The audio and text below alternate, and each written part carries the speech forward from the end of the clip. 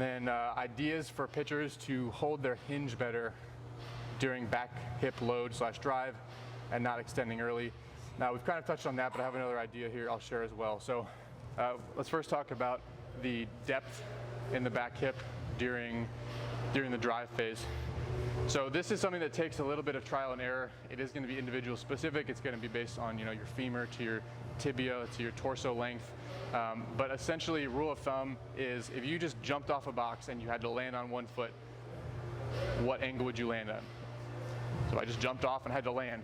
Where would I land? That's about where your hinge should be. It's the most stable, efficient position that you can support load through your system. So something like that for me. Okay, you wouldn't land back here.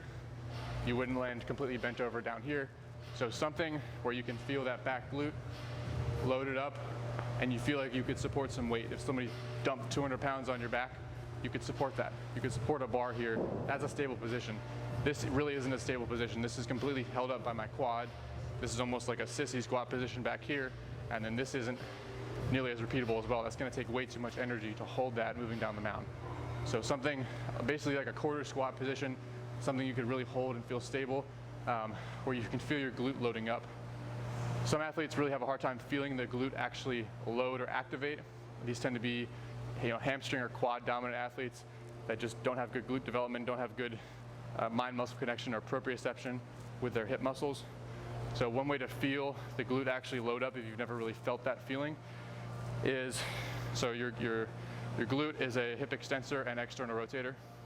So we can kind of wind into that tissue and get you to feel it by doing the opposite, which is hip flexion and internal rotation.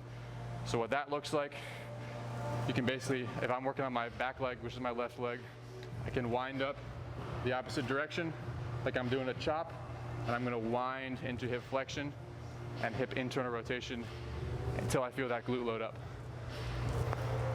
So heel in the ground, and I'm trying to laterally get into my glute right here. So that's a way to really feel the glute load up if you've never felt the connection there. It's just feeling it right there. You can do it, kind of put your eyes where the target would be, feel the glute. Feel the glute. That's essentially what you should feel as you begin the drive phase. We talk about the 3 different phases of the lower half. There's that initial drift or shifting of your center of mass. There's the drive phase, the hinge or drive or whatever you want to call it phase. Then there's that relax into rotation phase where you go from that drive and you relax open into landing and segment.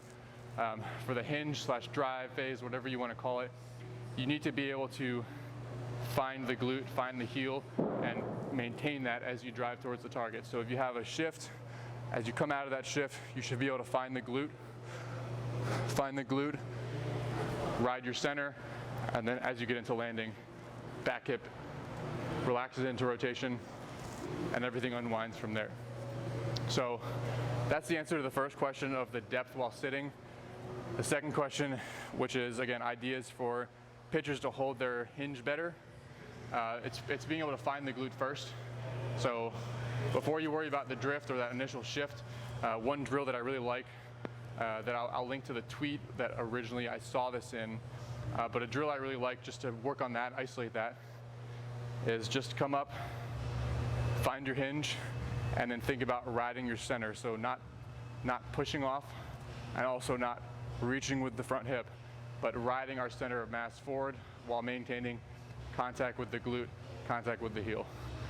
So find the hinge, ride. Find the hinge, ride. Find the hinge, ride.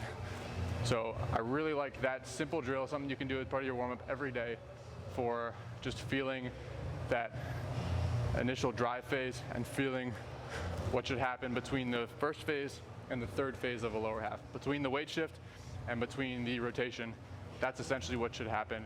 So that's a really low load, low level thing you could do every single day just to feel that initial position, feel that find the glute, and then ride the center. Those are the 2 cues that I would really think about.